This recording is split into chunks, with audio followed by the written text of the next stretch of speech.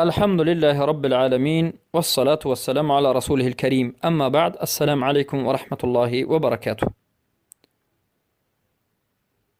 سوال آمده است که خرید و فروش کردن، تجارت نمودن به گوشت های حرام به مانند گوشت خوک آیا جایز است یا نیست؟ زیرا یک نفر، یک برادر مسلمان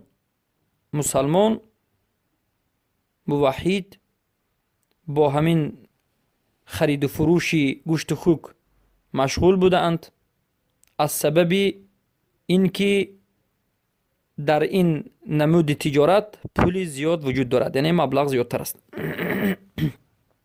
و این انسان به مبلغ حاجت زیاد دارند. به خاطر همین در همین قسم تجارتی که خرید فروشی یا که فروختن گوشت خوک هم هست مشغولند. آیا جایز است یا نیست؟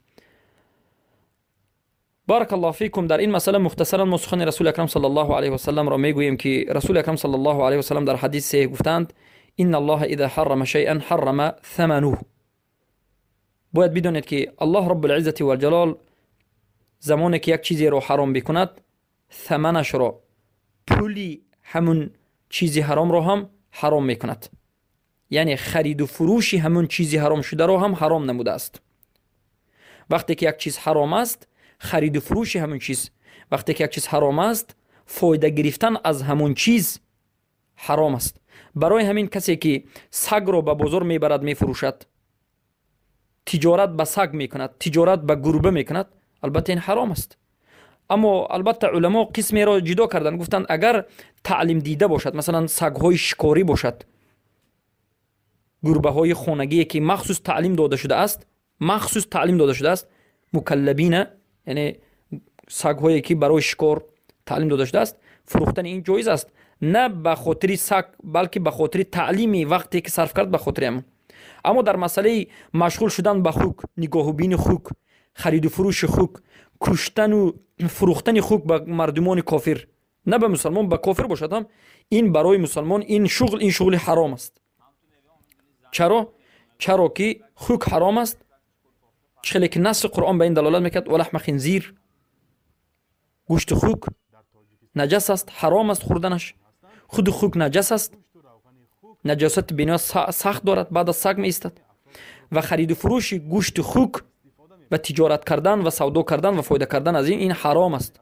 و فایده و این پول مالی که از این چیزی حرام از خوک میاد یا از دیگر چیزی حرام میاد، این البته حرام است.